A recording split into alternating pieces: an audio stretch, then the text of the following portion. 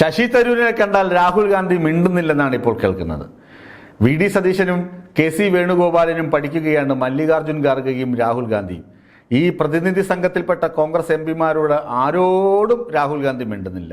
ഇതെന്തൊരു നാണക്കേടാണ്. ഇവർ അടുത്ത ഇലക്ഷൻ വരുമ്പോൾ, പൊതു തെരഞ്ഞെടുപ്പ് വരുമ്പോൾ, അല്ലെങ്കിൽ ആരെങ്കിലും ചോദിക്കുമ്പോൾ ഇവരെന്ത് ഉത്തരം പറയും?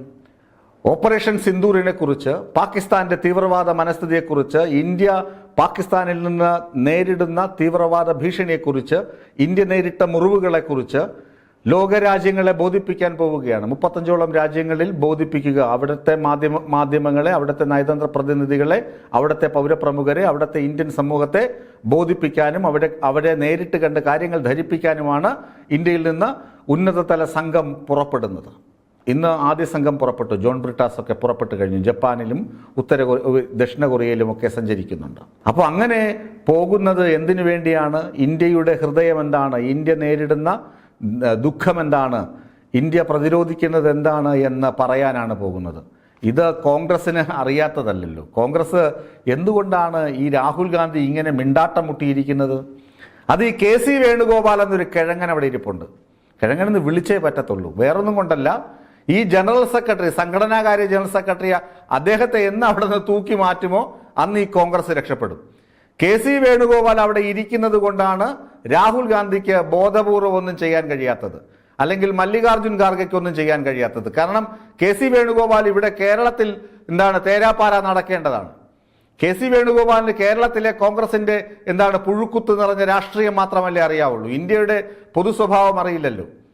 മുമ്പ് വലിയ ശക്തരായ മലയാളികളായ നേതാക്കൾക്ക് അവിടെ ഉണ്ടായിരുന്നു കേന്ദ്രത്തിൽ. കേരളത്തിലെ കോൺഗ്രസ് നേതാക്കൾ നല്ല ആളുകൾ ഉണ്ടായിരുന്നു. അവർ നല്ല കാര്യങ്ങൾ പറഞ്ഞിരുന്നു. അന്ന് കോൺഗ്രസിന് നല്ല മുഖമുണ്ടായിരുന്നു. കോൺഗ്രസിന് അവിടെ അധികാരവും ഉണ്ടായിരുന്നു. 10-15 വർഷമായി ഇപ്പോൾ പുറത്താണ്. കോൺഗ്രസ് പുറത്താണ്, അധികാരത്തിന് പുറത്താണ്. ആരാണ് അവിടെ കോൺഗ്രസിന് ബുദ്ധി ഉപദേശിച്ചു കൊടുക്കുന്നത്? K C Venugopal. അധികാരത്തിന് പുറത്താണ്. എന്തുകൊണ്ടാണ് അധികാരത്തിന് പുറത്താകാൻ കാരണം? ഈ പടവലങ്ങ വളരുന്നത് പോലുള്ള ബുദ്ധിയാണ്. രാഹുൽ ഗാന്ധി മിണ്ടിയില്ലത്രേ ഈ എം പിമാരോട്.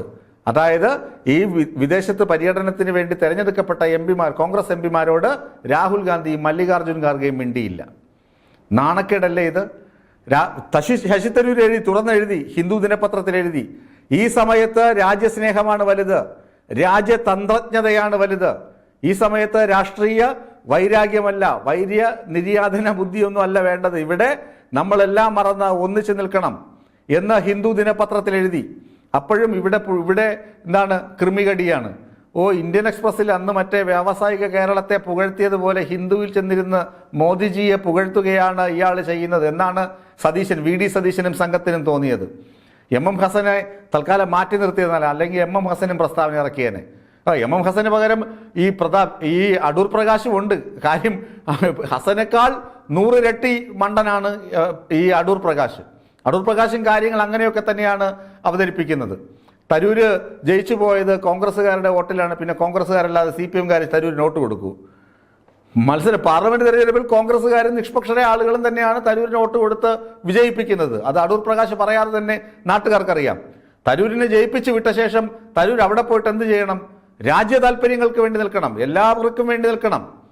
ഞാനൊരു ചെറിയ ഉദാഹരണം പറയാം. മാർ ഇവാനിയോസ് കോളേജിൽ ഞാൻ പ്രീ ഡിഗ്രിക്ക് പഠിക്കുന്ന സമയത്ത്, ആ സമയം അവിടെ യൂണിയൻ തെരഞ്ഞെടുപ്പിൽ ആകെ ആർട്സ് ക്ലബ്ബ് മാത്രമാണ് KSU വിജയിച്ചത്.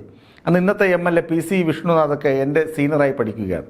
അന്ന് ഞാനും ബാലഭാസ്കറിൻ്റെ കലാപ്രകടനങ്ങൾ കൊണ്ട് ഞാനും ഈ സാംസ്കാരിക മേഖലയിലുണ്ട്. പ്രീ ഡിഗ്രി 10ാം ക്ലാസ് കഴിഞ്ഞ് എത്തുന്നതേ ഉള്ളൂ. അങ്ങനെ ബാലഭാസ്കറിൻ്റെ കെയർ ഓഫിൽ ഈ ആർട്സ് ക്ലബിൻ്റെ ഒരു മീറ്റിങ്ങിൽ പങ്കെടുക്കാൻ വേണ്ടി പോയി. അപ്പോൾ ആർട്സ് ക്ലബ്ബ് ഫിലിം ഫെസ്റ്റിവൽ സംഘടിപ്പിക്കുകയാണ്. KSU-കാരെല്ലാം ഒന്നിച്ചുണ്ട്. ജെയിംസ് അങ്ങനെ തുടങ്ങി അന്നത്തെ KSU പ്രമുഖർ. PC വിഷ്ണുനാഥും ഉണ്ട്, അരുണുണ്ട്, PP തങ്കച്ചനൊപ്പം ഉണ്ടായിരുന്ന അരുണുണ്ട്. ഇന്നത്തെ യുവ നേതാക്കളാണ്. ഇവരെല്ലാവരും കൂടി തീരുമാനിക്കുകയാണ് ഫിലിം ഫെസ്റ്റിവൽ പൊളിക്കണം. എന്താടാ, ബാക്കിയെല്ലാം SFI-കാരാണ്, SFI നേതാക്കളാണ്. ചെയർമാൻ SFI ആണ്, ജനറൽ സെക്രട്ടറി SFI ആണ്, ബാക്കി എല്ലാ സീറ്റും ജയിച്ചിരിക്കുന്നത് SFI ആണ്. ആകെ ആർട്സ് ക്ലബ്ബ് മാത്രമേ ഉള്ളൂ KSU-ന്. ആ ആർട്സ് ക്ലബിൻ്റെ ഏക പരിപാടി ഫിലിം ഫെസ്റ്റിവൽ സംഘടിപ്പിക്കുക, യൂത്ത് ഫെസ്റ്റിവലിന് പിള്ളേരെ കൊണ്ടുപോവുക. അങ്ങനെ സംഘടിപ്പിക്കുന്ന ഫിലിം ഫെസ്റ്റിവൽ തിരുവനന്തപുരത്ത് ടാഗോർ തിയേറ്ററിലാണ് ഫിലിം ഫെസ്റ്റിവൽ. ആ ഫിലിം ഫെസ്റ്റിവൽ എങ്ങനെയെങ്കിലും പൊളിക്കുക എന്ന് KSUക്കാരെല്ലാവരും കൂടി ഒന്ന് തീരുമാനിക്കുകയാണ്. സാംസ്കാരിക ആളുകളെയൊക്കെ വിളിച്ചിരുത്തിയിട്ട് പറയുകയാണ്, ഫിലിം ഫെസ്റ്റിവൽ നിങ്ങളെല്ലാം കൂടി സഹകരിച്ച് ഫിലിം ഫെസ്റ്റിവൽ പൊളിച്ചു തരണം. ആലോചിച്ച് നോക്കുക. അതാണ് KSUവിൻ്റെ അന്നത്തെ നയം. അതുതന്നെയാണ് കേന്ദ്രത്തിലെ ഹൈക്കമാൻഡ് ഇന്നും തുടരുന്നത്. ഒരു നന്മയുമില്ല. ഇപ്പോൾ KSU എന്താണ് ചെയ്യുന്നത് അത് തന്നെയാണ് ഹൈക്കമാൻഡും ചെയ്യുന്നത്. അപ്പോൾ ബാലഭാസ്കറും ഞാനൊക്കെ ചോദിച്ചു, ഇതെന്ത് ആകെ നിങ്ങൾക്കുള്ളത് ആർട്സ് ക്ലബ്ബ് മാത്രമല്ലേ, അതുകൊണ്ട് ഇനി മേലിൽ ഞങ്ങളെ ഇമാതിരി പരിപാടിക്ക് വിളിക്കല്ലേ എന്ന് പറഞ്ഞിട്ട് ഞങ്ങൾ അവിടെ നിന്ന് ഇറങ്ങിപ്പോരുമായിരുന്നു. PC വിഷ്ണുവിനൊക്കെ അത് ഓർമ്മയുണ്ടാകുമെന്നാണ് എൻ്റെ ഒരു ധാരണ. ഞാൻ പറഞ്ഞു വരുന്നത്, ശശി തരൂർ ജയിച്ചു പോയി, MP ആയി ജയിച്ചു. അദ്ദേഹം രാജ്യ താല്പര്യം സംരക്ഷിക്കേണ്ട ചുമതലയാണ് അദ്ദേഹത്തിനുള്ളത്. അല്ലാതെ തിരുവനന്തപുരത്ത് അടൂർ പ്രകാശിൻ്റെ താല്പര്യമല്ല സംരക്ഷിക്കേണ്ടത്. കോൺഗ്രസിൻ്റെ താല്പര്യം സംരക്ഷിക്കണം. കോൺഗ്രസും എന്താണ് ചെയ്യേണ്ടത്? രാജ്യ താല്പര്യങ്ങൾക്കൊപ്പം നിൽക്കണം. അല്ലാതെ തിരഞ്ഞെടുക്കപ്പെട്ട ആളുകളോട് അല്ലെങ്കിൽ ഈ രാജ്യ താല്പര്യങ്ങൾ സംരക്ഷിക്കാൻ നിയുക്തരായ സർക്കാർ നിയോഗിക്കുന്ന MP-മാരോട് മുഖം തിരിച്ചു നിന്നിട്ട് അയ്യോ ഞാൻ പിണങ്ങിയിരിക്കുകയാണ്, ഞാൻ നിങ്ങളോട് മിണ്ടുന്നില്ല എന്ന് പറഞ്ഞ് നിൽക്കുകയല്ല വേണ്ടത്. എന്നിട്ട് എന്തുവാണ് സംഭവിച്ചത്? ഈ പിണങ്ങിയൊക്കെ ഇരിക്കുന്നു. എന്നിട്ട് പറയുക, കോൺഗ്രസിന്റെ ബഹുഭൂരിപക്ഷം നേതാക്കളും രാഗയോട് പോയി പറഞ്ഞു, അതെ രാഹുൽ ഗാന്ധിയോട് പോയി പറഞ്ഞു, നിങ്ങൾ എന്തൊരു മണ്ടത്തരമാണ് കാണിച്ചത്, ഈ തരൂരിൻ്റെ പേര് ഒഴിവാക്കിയിട്ട് നിങ്ങൾ എന്തിനാണ് ലിസ്റ്റ് കൊടുത്തത്? ആകെ കോൺഗ്രസിൽ ചൊവ്വേ നേരെ സംസാരിക്കാൻ അറിയാവുന്ന ഒരു തരൂരിനല്ലേ വിദേശകാര്യവുമായി നല്ല ബന്ധമുള്ളത്. ആ തരൂരിൻ്റെ പേര് ആദ്യം ഒഴിവാക്കിയത് നാണക്കേടായി പോയില്ലേ? അപ്പോഴും മിണ്ടാട്ടം മുട്ടിയിരിക്കുകയാണ്. നാഴികയ്ക്ക് 40 വട്ടം വിദേശത്ത് കറങ്ങാൻ പോകുന്ന ആളാണ് രാഹുൽ ഗാന്ധി. ഈ നാണക്കേടൊക്കെ ഈ കോൺഗ്രസ് എവിടെ കൊണ്ട് തീർക്കും? ഈ നാണക്കേടൊക്കെ എവിടെ കൊണ്ട് മുക്കിക്കളയും?